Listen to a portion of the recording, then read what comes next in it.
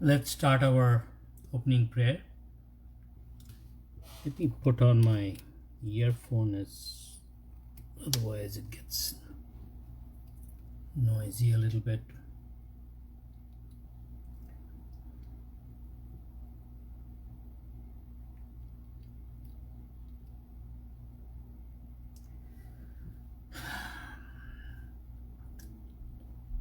Palms together. Om Sahana Bhavatu Sahanau Bhunaktu Sahaviryam Karavapahi Tejasvinapatitamastu ma Vidvisavahi.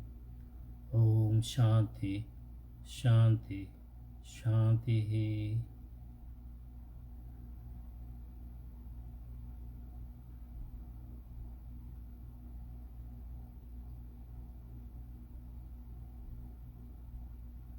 Salutations to Sage Patanjali. We will our discussion today will be Google meets Patanjali. So and some people had some questions on it. The crux of this discussion will be whether technological advancements and the move of technology into the quote-unquote mind space, is that going to be, how will the traditional yogic sciences handle that? And is it possible for a robot to meditate? Is it possible for advanced technologies to take the very core of humanity? Is it possible for a instrument, the robot is just an example, to feel, to love, to express in ways that only a human can do? So it's a long, big discussion, and so I'm going to try to be brief and bring out the crux of the matter.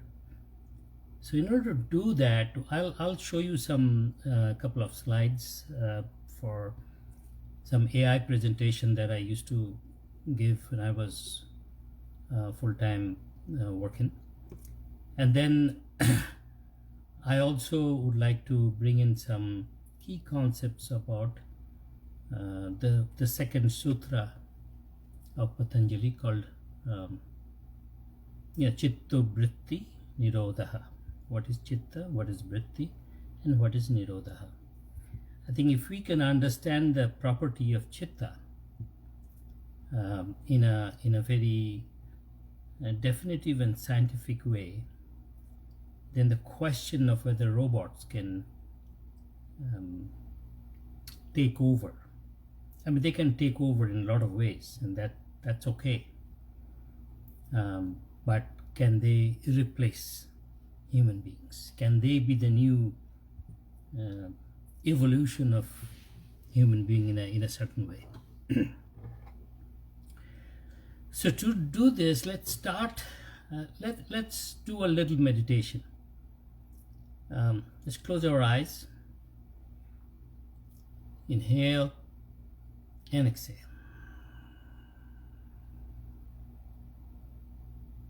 Inhale and exhale.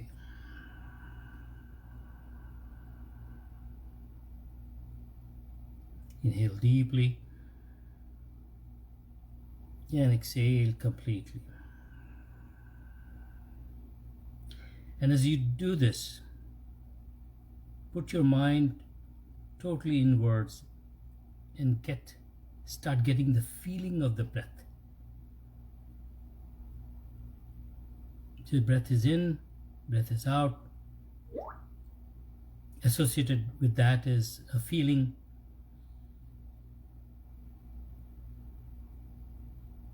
Some thoughts. some ideas, same thing, a blur of emotion, thought processes, and some physical movement as we go into it. Along with the breath, there is a movement of subtle things around us, in us and surrounding us.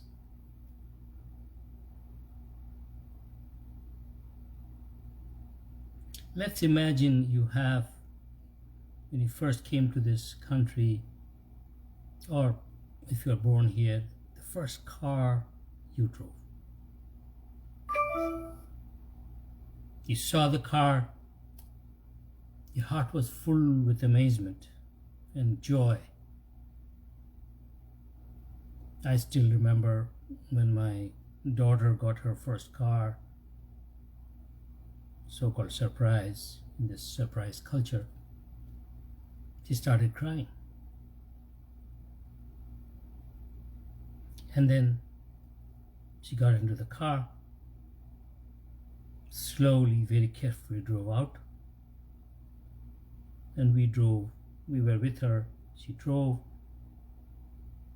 Flurry of emotions started to emancipate in different ways, through the voice, through the body language, through her breath, through her eyes. And imagine yourself in the same spot. I'm sorry. Oh, I'm sorry. Oh my God. Okay. Thank you. We We went. can hear you now. We can hear you. Yeah. No, I'm so sorry. We had a long way up. I talked a lot of things, but couldn't hear. Yeah. Okay, thank you, sir. No problems. So we are doing a meditation right now.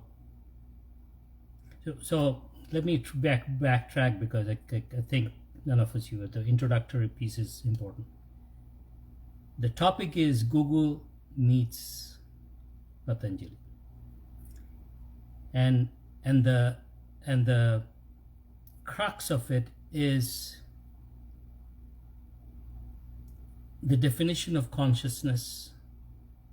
And in Patanjali's Yoga Sutra, the second sutra, Yogasya Chitta Vritti Nirodha.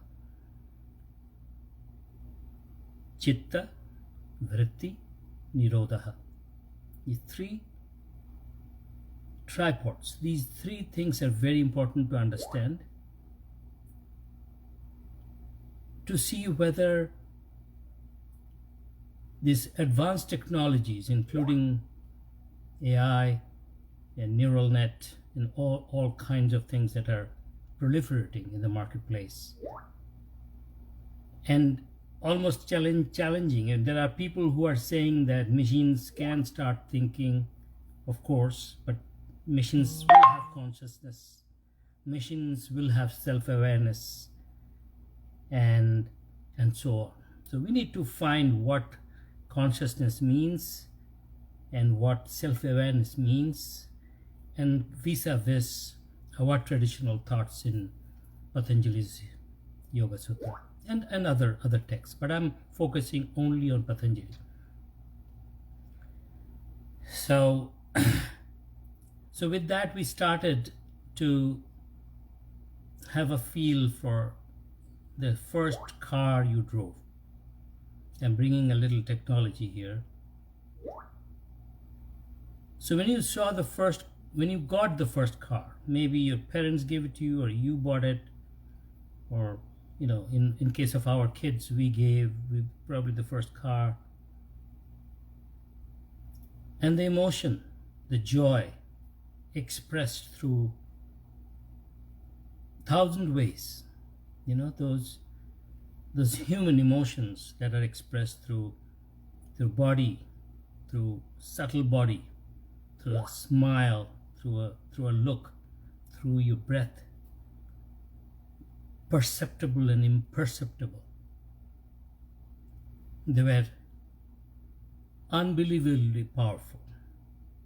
So imagine, I was doing a meditation, and my apologies for not having the sound on. As you were driving the car, the first time you drove the car,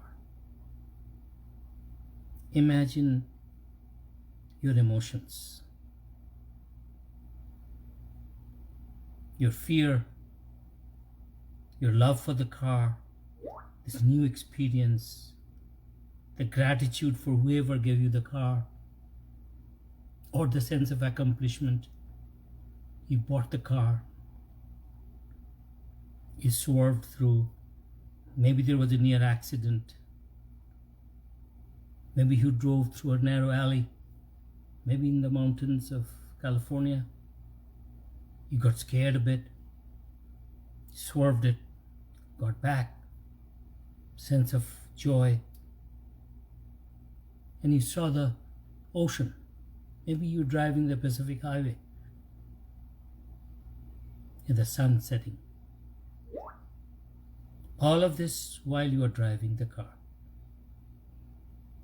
Just for a minute, just imagine that first experience.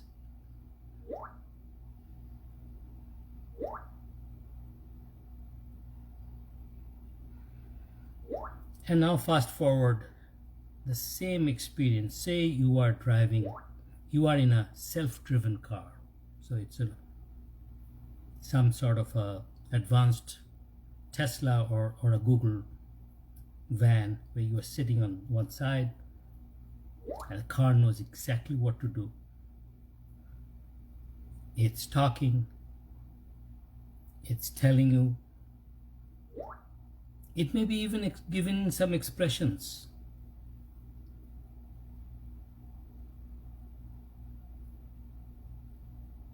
It's a novel thing. There's probably 200 different AI gadgets in there. Cameras all over. Distancing itself. Very safe, very efficient. Much more efficient than you and I as humans as a driver.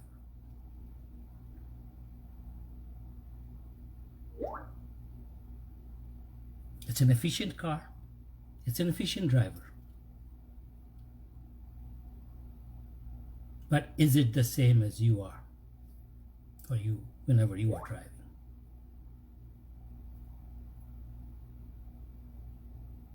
Will it suddenly, seeing your spouse in the back, start singing? Or look at the sky above and make a comment? Maybe it can, if it is programmed right.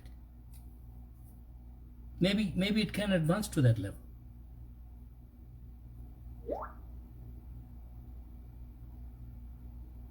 But will it really be the same? Can awareness in a machine be developed in the way it's developed in humans and even higher order primates? So I'm going to quickly go through a little AI presentation and then delve into what we were talking about, is Chitta Vritti Nirodha. It all depends on how we define consciousness. What we define as the internal expression of feelings. Awareness. And even if a consciousness, the expression of it is simulated, as John Shirley, the famous philosopher, talks about the Chinese room experiment. Is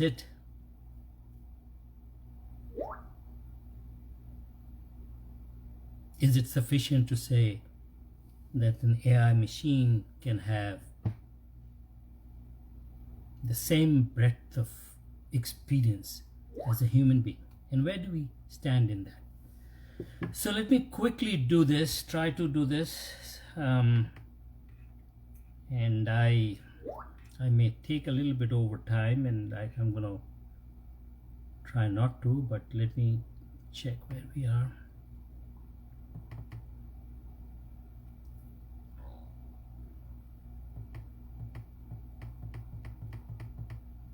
Can you see the slides?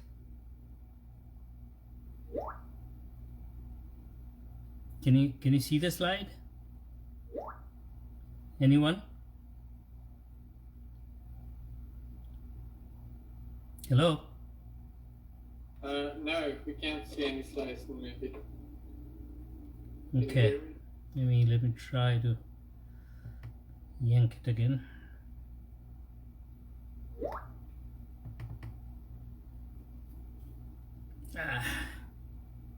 Share screen.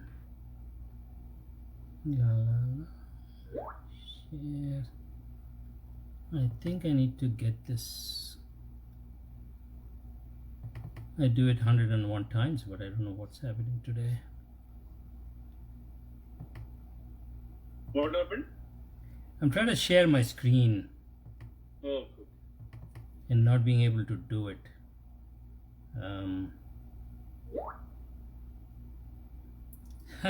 I tried it out before, it was working.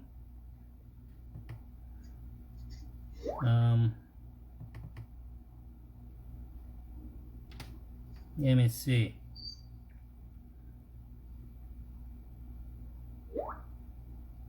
Maybe you are not the host. No, I claimed myself as the host, and it's showing that I can share it.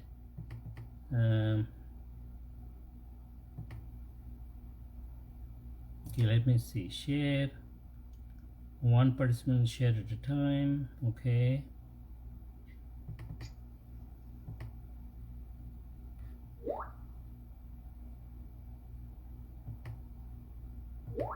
Alright, can't be that bad. Wait, hold on. Oh Lord. No.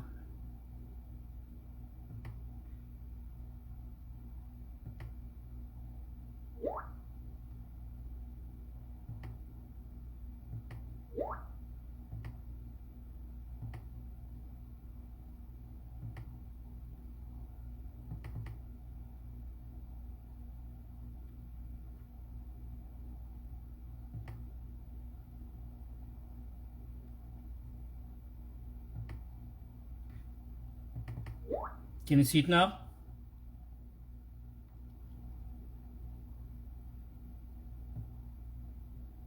Okay? Yes, we can see it. Okay. Technology challenged, I guess. I think AI is far away. Improper AI or challenging AI. Anyway, so this is the one of the things I always talked about is the evolution, the human evolution. We according to Big Bang, 13.8 billion years, and again, I'm not going into the Hindu calendar of creationism. Big Bang, 13.8 billion. Earth was created around 6 billion, and then eventually we came to after millions of, I think 1.2 billion the first, or 2 billion the first life started, then evolved into primates, Homo sapiens, and then into humans, and then so this two stars are the two big jumps from the primates to human being, and then from human being to the so-called intelligent robots. Now, is this jump a qualitative jump? In the sense that are these jumps a paradigm shifting jump? So basically, as you can see, the primates used to walk with their chest covered, and all the animals, four-legged animals, just went up, and that started changing their brain in a lot of ways. The prefrontal cortex, the mass of the brain started coming up, the prefrontal cortex got developed, and here we have human beings, on two-legged beings, and much more aware, conscious, and what have you. And then the question is, and so let's keep it that way. And then we go to a quick description of, in artificial intelligence, we have different levels of AI. So it's a simple AI, machine learning, and then deep learning things, neural nets, where what we are talking about is the challenge that deep learning neural nets can bring to the table. And the reason is, say that what neural net is doing, it's kind of mimicking the neurons. And the neurons has a structure of a cell body, dendrites, axons, synapses, and they connect with each other, communicate with each other to create a sense of being, a sense of, there are several senses it creates. It creates the thoughts, it creates sensitivities, it creates the action potential to do work at a neuromuscular level, and so on. So the interesting thing about human beings, or any beings in general, is that we have a feedback mechanism whereby the neural net is continuously fed information, to learn from it and be better at it. So even robots are, the robots, the way they learn to walk, they have this feedback mechanism. Sometimes we feed the right information to train them. Sometimes it's fed by itself through the right information and through the wrong information. So there are different modes of training a robot to perform in ways which are very, very interesting. And the whole plethora, this is kind of like the table of what we have in the AI field. There used to be rule-based engine, then we have supervised learning, unsupervised, narrow learning, very specific tasks it can do, and then it becomes broader and broader. And so the question is, again, these are some of the examples of what AI can do these days. In a blind sight, chronic disease prediction, asthma, wheezing. From there, you can look at a person's behavior and predict diseases. So predictive analysis, risk analysis, and a whole bunch of non-mechanical things the robots are doing. So basically, they are acting something like a human, okay, from an outside. And there is this, if you know, there's a game called Go that has, it's a very complex game. It's probably hundreds of times more complex than chess. So, a couple of decades ago, the AI chess machine, IBM, defeated the world champion. In Go, now Go is not a structured game. It's a very unstructured game. What people think is that it needs intuition to basically do some moves which are very intuitive in nature. So people when they were designing Go, AlphaGo and then AlphaGo, they thought that it would be very hard for Go algorithms to really beat a human being, but they did. The AI Go beat the champion. This was probably a Korean guy, and therefore the whole thing started to come out that maybe AI machines can have something like an intuition.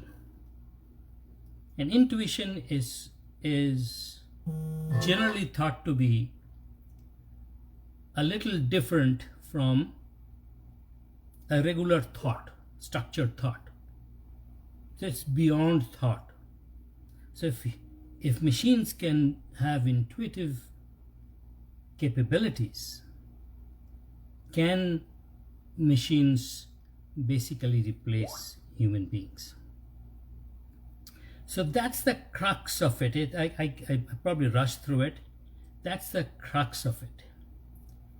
And you know, I always had this idea that this so artificial intelligence is coming out of a very specific narrow range to a much general broader range,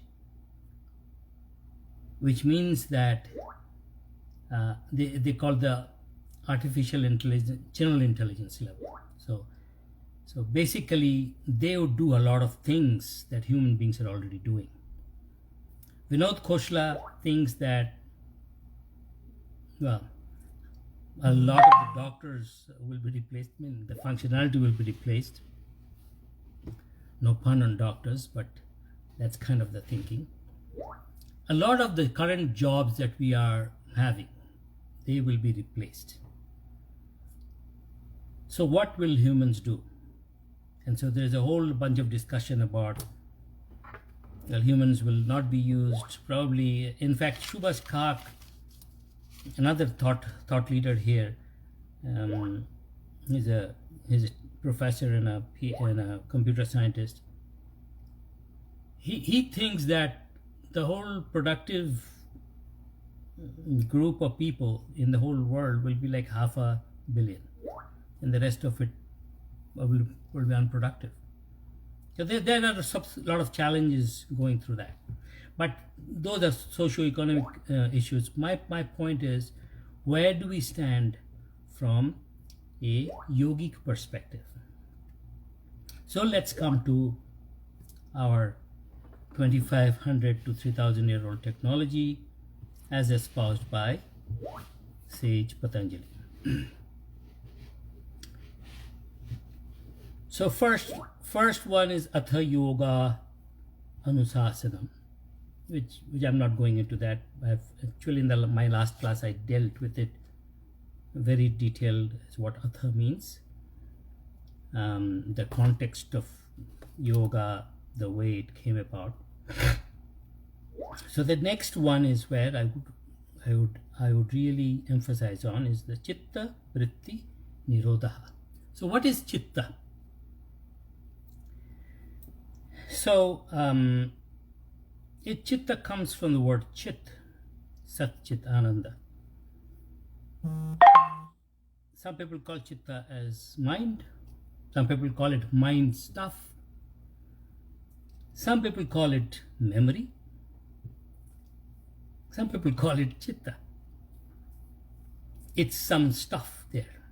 I'm trying to make it very simple. A lot of traditionalists will not probably like it, but this is how I want to make it simple, so that I want to make the point that human consciousness cannot be overtaken by, that is my proposition, that cannot be taken by an AI type of machine. So so what is Chitta? So according to, I've taken some notes here, because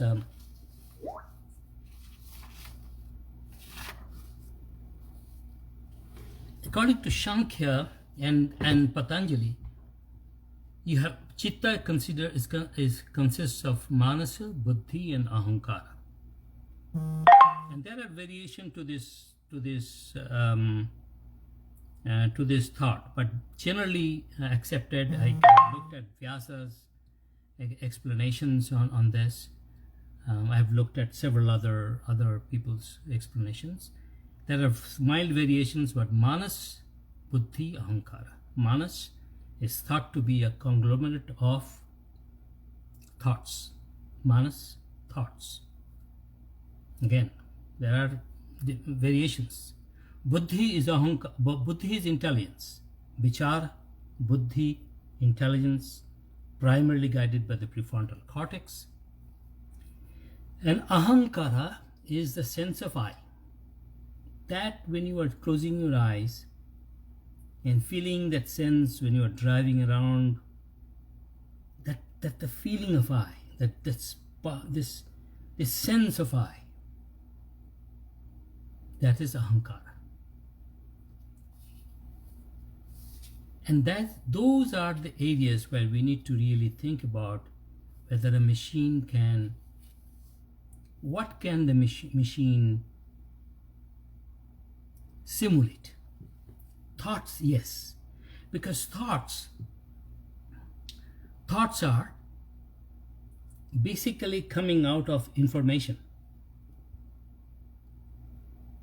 In fact, Vedantic idea is slightly different than this. It's antakarana. It's manasa, buddhi, ahankara, and chitta in this antakarana. This in itself being. And their chitta is memory. And again, there are, all the gurus have talked about it, and different gurus have different explanations. Memory, there are different types of memory. Sadhguru talks about 8 types of memory: genetic memory, articulate, inarticulate, evolutionary, karmic, all different kinds of memory. The fact that, supposing you are, you are here, but maybe your great-grandfather's face is sitting on your face. How is that happening? How can that happen? Of course, genetics has their own explanation, but the yogic explanation is that the memory somehow gets expressed in different time, space and time, in ways that probably most of us don't understand. So the thought part of our existence probably can be taken over, because anything which is memory dependent, information dependent, can be simulated. Now again, I'm using the word simulation, simulated by a machine, faster and faster, deeper and deeper. Even Google, imagine Google. Supposing Google was a human being and you answer any question giving out the answer, you would think that that person is a superhuman. He or she knows everything. And Google is an AI engine, by the way. A lot of algorithms are there. But can Google replace you and me? Parts of it. A lot of the work we used to do by researching, going to the library, that's all replaced. So there's huge impact on the mechanistic portion of our existence. So for example, and this is actually expounded by, there are a couple of philosophers, John Shirley for one, and then Hoffman, Don Hoffman, actually from UCI. So John Shirley is a philosopher. He talks about, and he gave a lot of talk in Google. Google have these talks also. And he was talking about something called the Chinese room experiment. So what is this Chinese room experiment? It's like, okay, you are in a room and somebody is giving you Chinese words and you do not know Chinese. So you are given the job to translate that Chinese into some meaningful outcome and send that out from the window from the other side.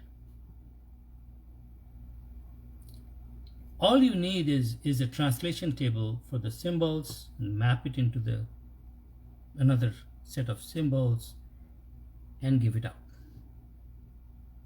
And as you are doing it over the years, you become so experienced that you do, even without knowing what the word means, you can translate it and put it out via the mapping table.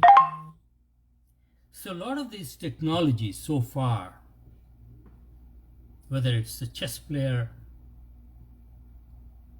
and even Go,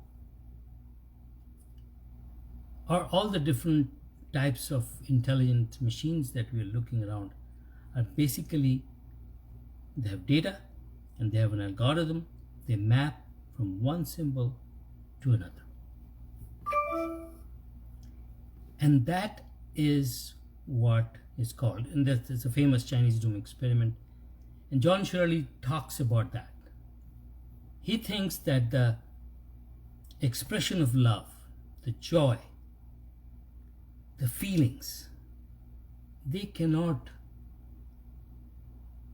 it's impossible for any mechanistic object to get that. And there comes the question of what is consciousness? Is consciousness a byproduct of the brain? Is awareness same as consciousness? Or is it beyond that?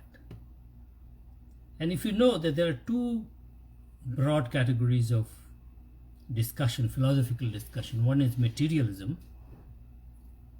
And materialists are very, very definitely biased about the fact that everything has to be material.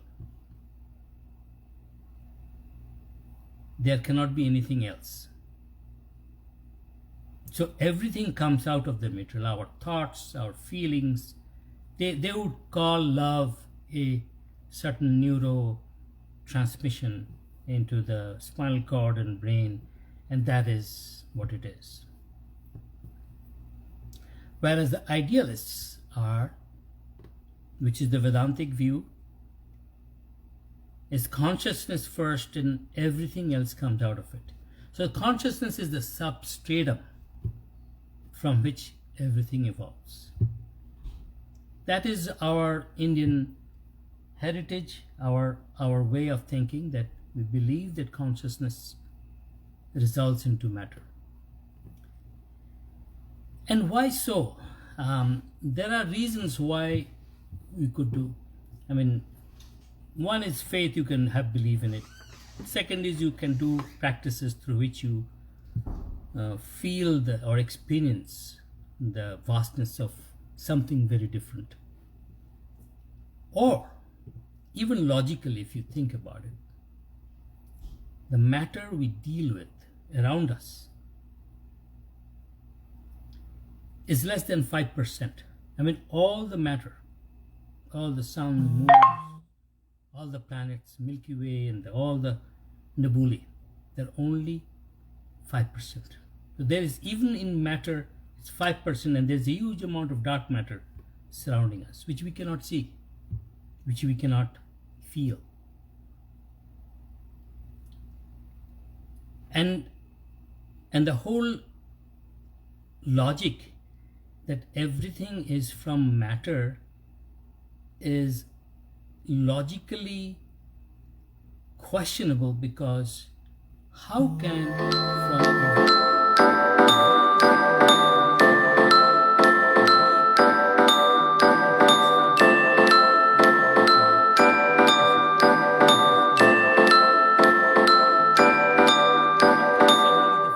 come out? That are there, you know, the strong, the weak, the gravitational, the electromagnetic, they were even identified after about I think 100th of a millisecond of the point of creation. So how did that origin of the creation of forces is still unknown.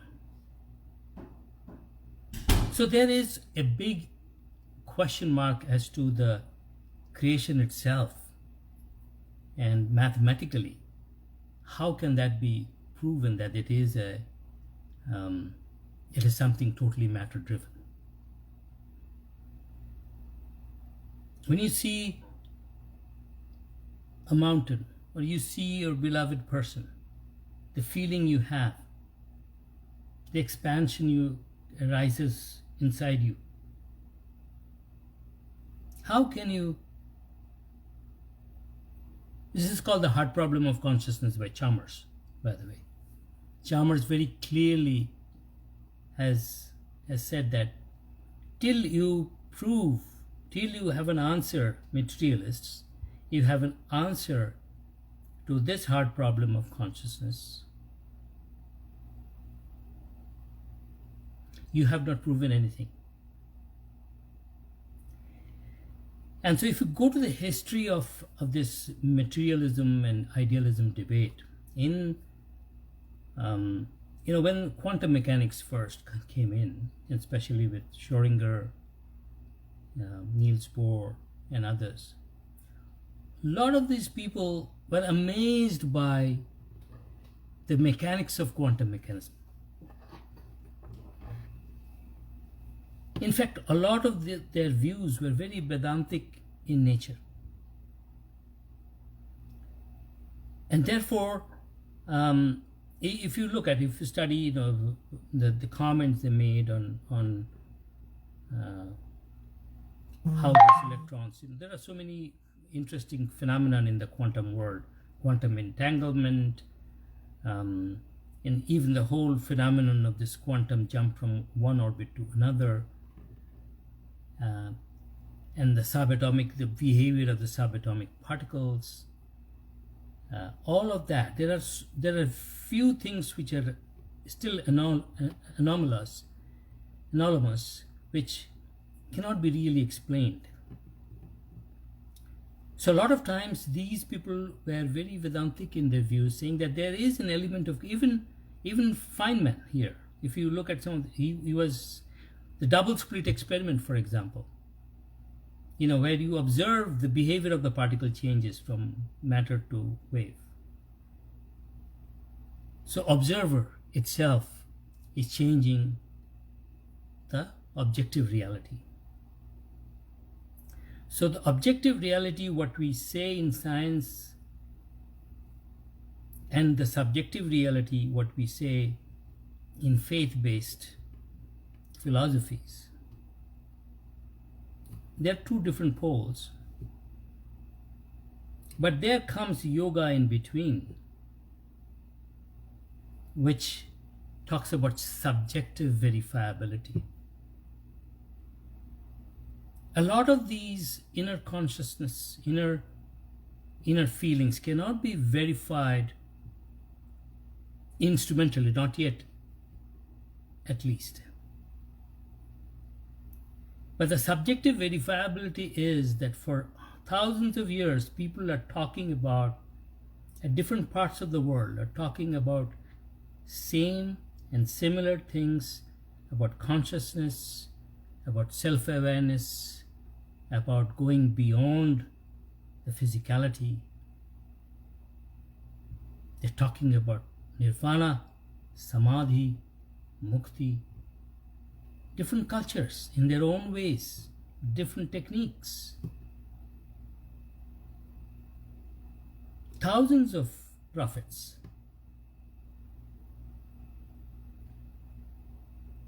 So in science it's called case study. So case study after case study after case study after case study, people are saying the same thing, totally unrelated to each other. So we have to take cognizance of the fact, and that's where I believe yoga comes with this concept of subjective verifiability. And what is the sum total of the subjective verifiability?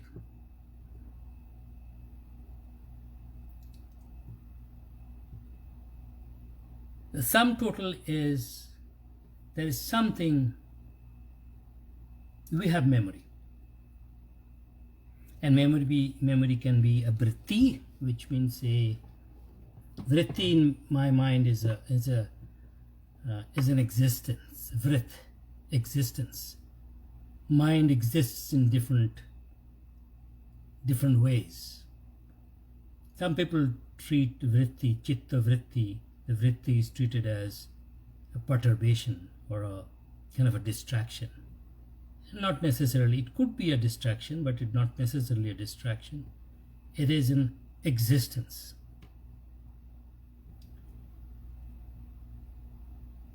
So when the chitta, whatever it is, and I'm leaving it at that because there are differing opinions about chitta. It comes from Sat Chit Ananda. It is that infinite existence which is getting reflected as Jivatma, subconscious, unconscious, conscious, all of that.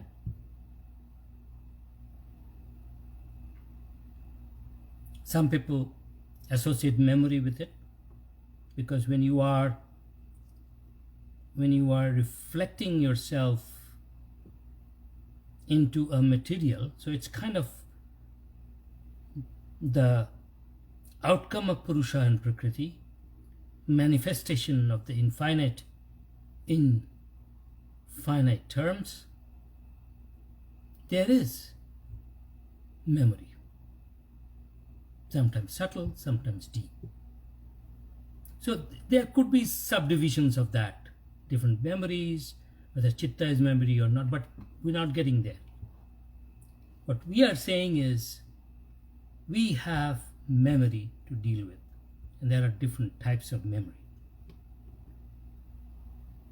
That's a component of.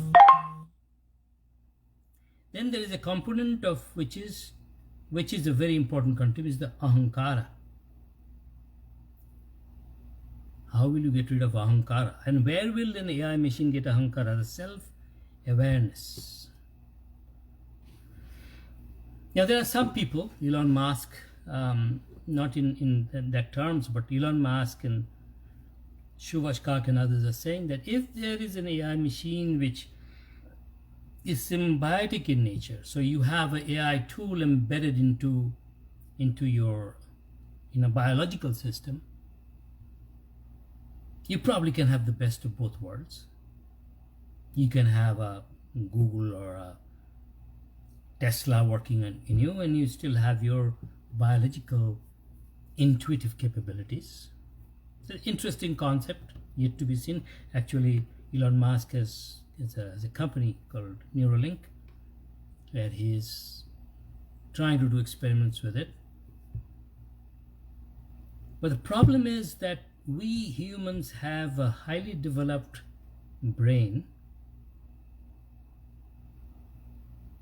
with judgment in it. The prefrontal cortex is doing what is the most important thing, what distinguishes us from others in a very matured way, is the vichara. We know right from wrong. We can control our emotions. We can control our thoughts.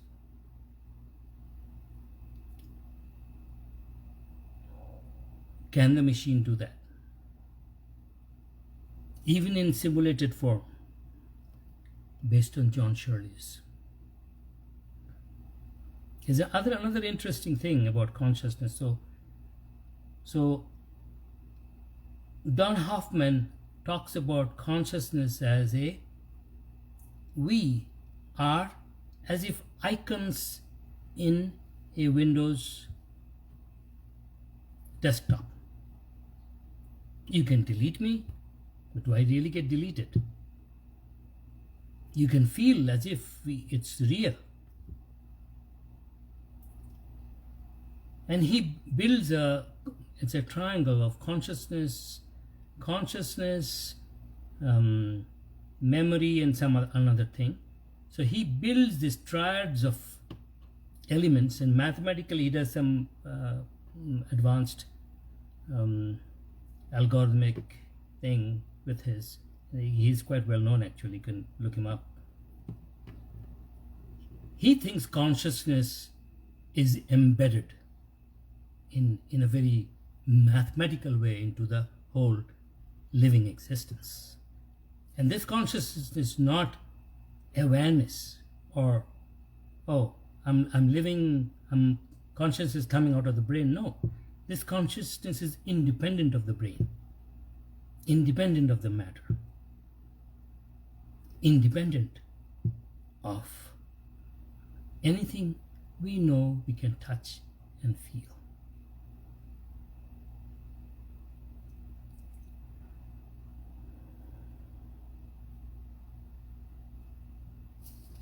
So coming back to Patanjali and Vedanta, I'm mixing it up the two because the distinction is quite subtle. I mean,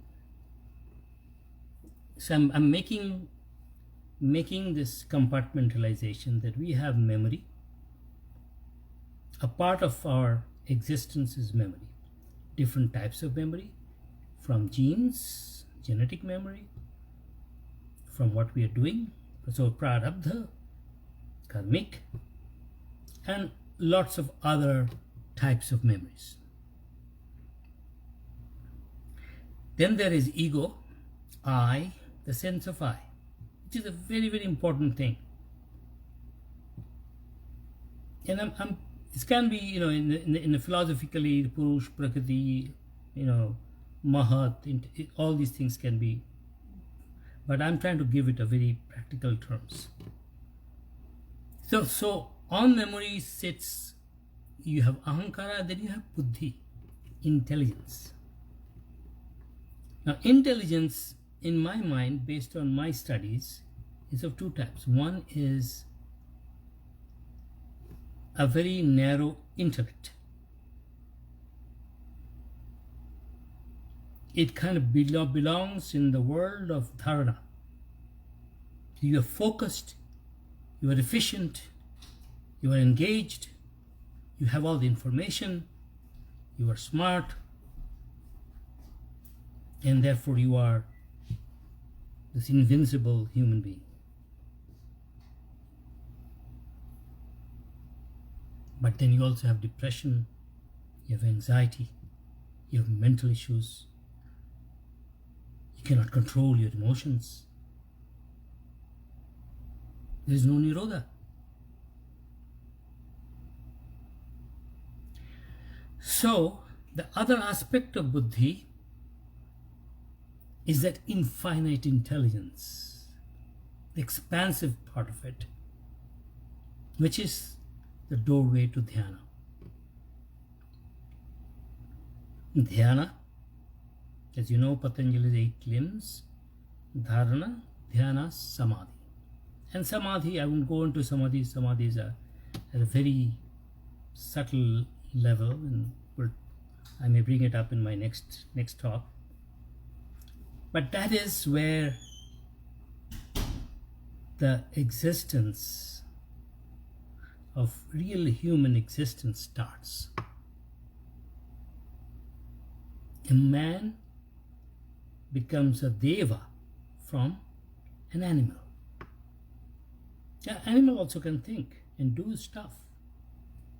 I mean, the dogs, things they do, you cannot do that. They hear differently, they do things so effectively. You can't do those. So to me, an AI robot, the way I see it, is a very efficient, and they could do multiple things. Algorithm-driven, simulated engine. It can replace our intellect part of the buddhi. So in a perfectly AI world, most of us will not have our job the way we have now. But then that's maybe a good thing. We'll have a fabulous time enjoying life the way we want to. Imagine, I mean, if you've seen how things have moved in your own life, so many things have been automated, and intelligently automated. You have this intelligent, floor cleaners, and they have changed the way we deal with things. But that thing stops at the dharana level, the focus level, the thinking level. I mean, even thinking, there are subtle layers of thinking that a machine will be hard pressed to do. They might do, and that can give a sense of that they are intuitive. But the layer of buddhi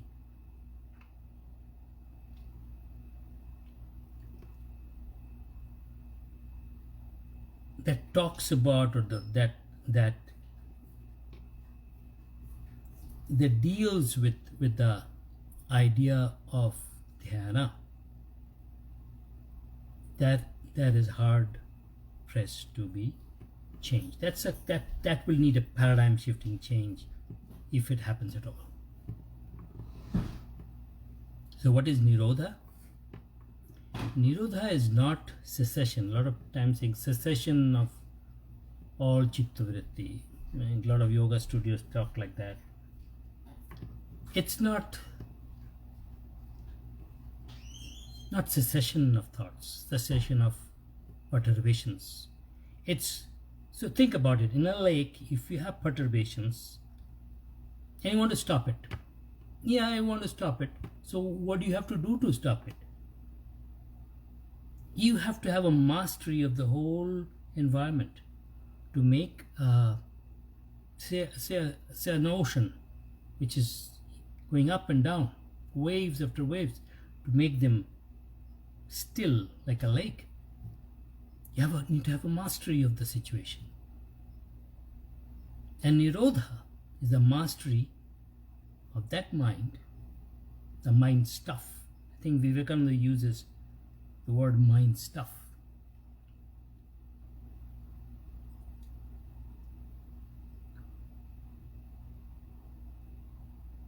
So the thoughts, subtle thoughts, and beyond that is that expansive nature of our inner antakarana that needs to be inculcated, that needs to be strengthened. And therefore it is time, as technology is advancing, for us, people who are working with yoga, practicing yoga, to boost that part. Because when you are in this theta pragya, when you are in this expansive mode,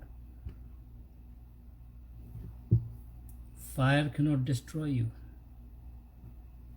sword cannot cut you. You are part of that infinite existence. Now the liberal physicists like the Niels Bohr and Schrödinger, Oppenheimers of the world have gone, and after the Second World War, the advancement of technology and wealth has produced a very solid,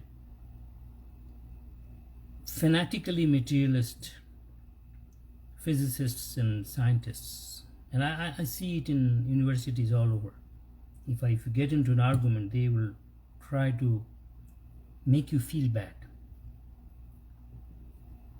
So it has become a dogma. Science, in a lot of ways, has become a dogma. They will tell you that you are a stupid guy, even openly. If you bring in the idea of consciousness being the substratum of everything. And they will give a whole bunch. There's a lot of smart people involved in this. I think Ghor Kali is it's probably on the way.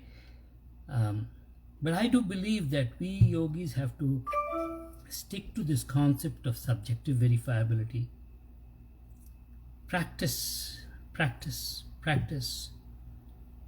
so that we have a mastery on the dharana part and the dhyana part. So we have to be sharp. Hey, we philosophers of India invented Nyaya and Vaisheshika. Sharp. At the same time, we'll have to be expansive and go beyond thought. Because there is a world beyond thought. Just like there are matter beyond this physical matters. Everything we see and feel, it's so limited. It's just like the icons on the desktop. They're an illusion. It is an illusion. It is such a grand illusion that it feels so real.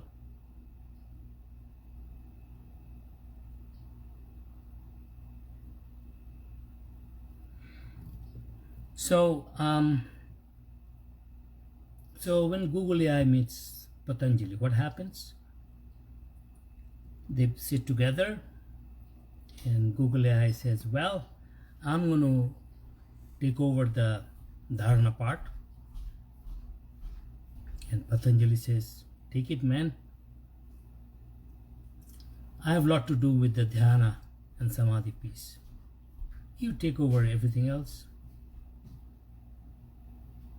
But it's hard to take over everything else, because even Yam, in fact, they are talking about inculcating AI machines with moral values, civilized AI, so that they don't do wrong things. The Yam Niyama part is still not going to be so easily done. We are the most complex machine that we know of. Maybe there are more complex machines. Maybe there is a place for a symbiotic relationship between we already have a symbiotic relationship. Shri, Google, there's a symbiotic relationship already with us.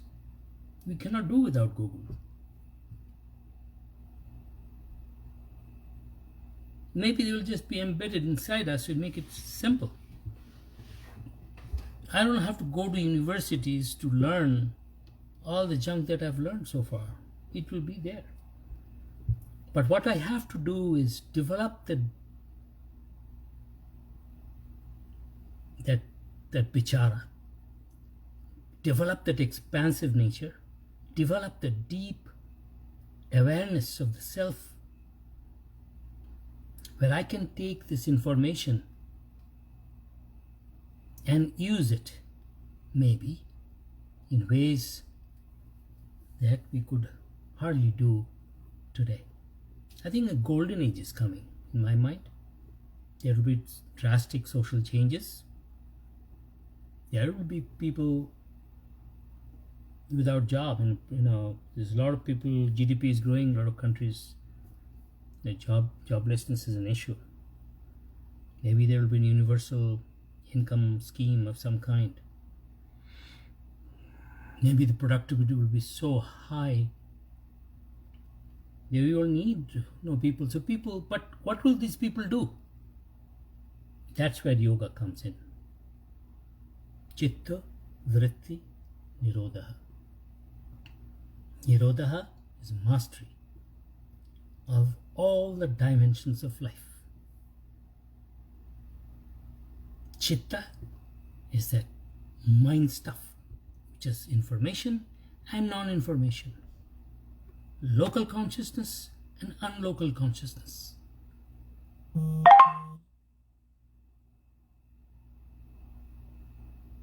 And if we do that, then we'll go to the third sloka, tada drashta sharupe avasthanam.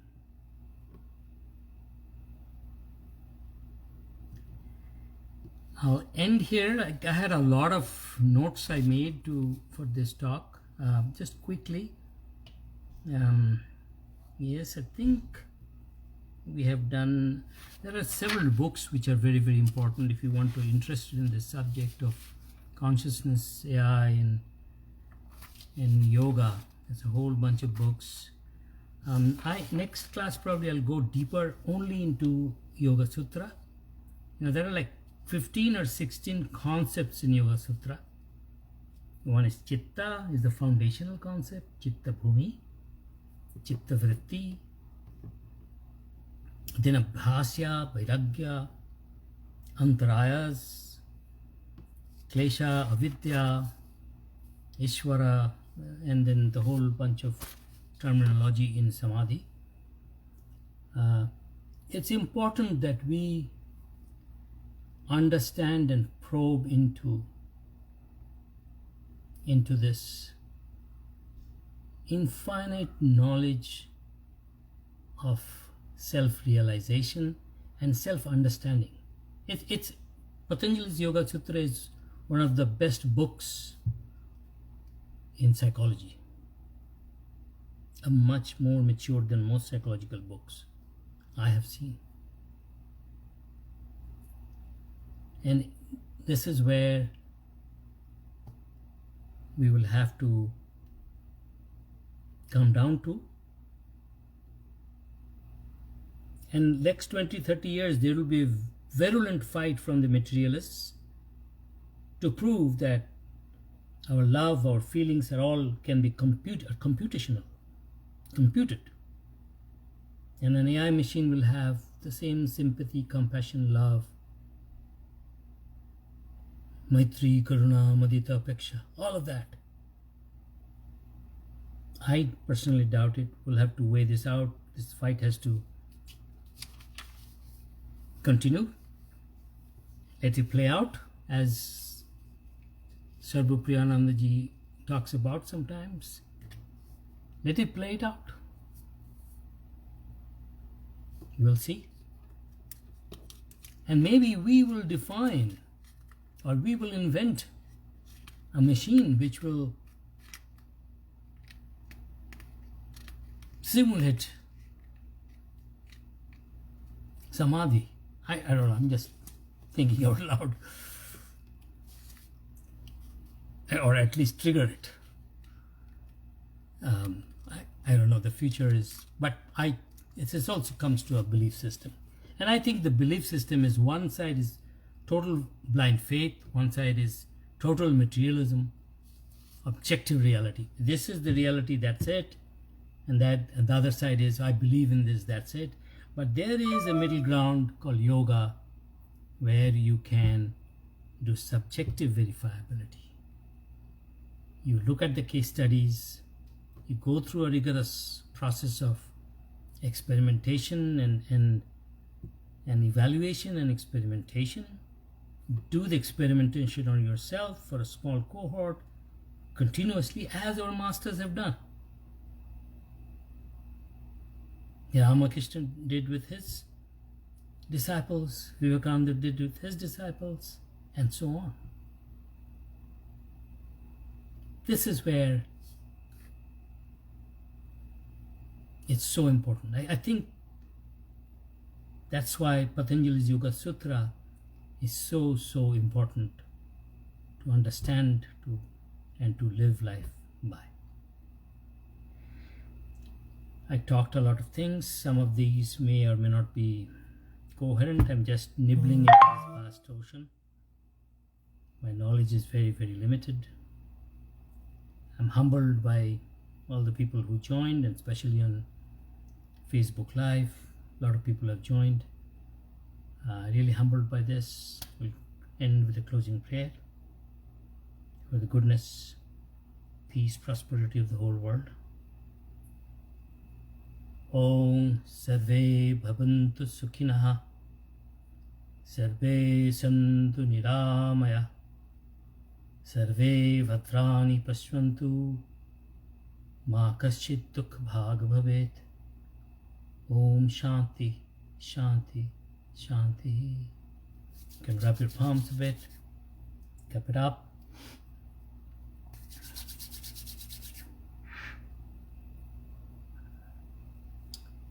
Thank you very much. If you have any questions or comments, I'm here for a few more minutes. Then we'll go from there. In my next class, I would focus on I would try to focus on the Patanjali Yoga Sutra as it is and go from there. Thank you.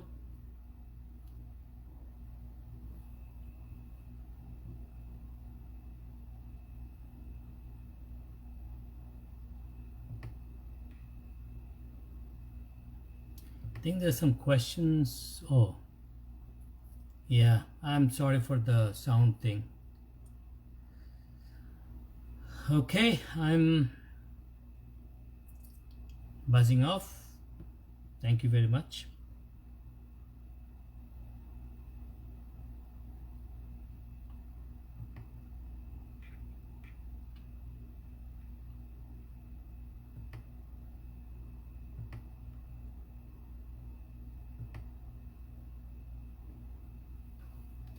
Thank you, Facebook.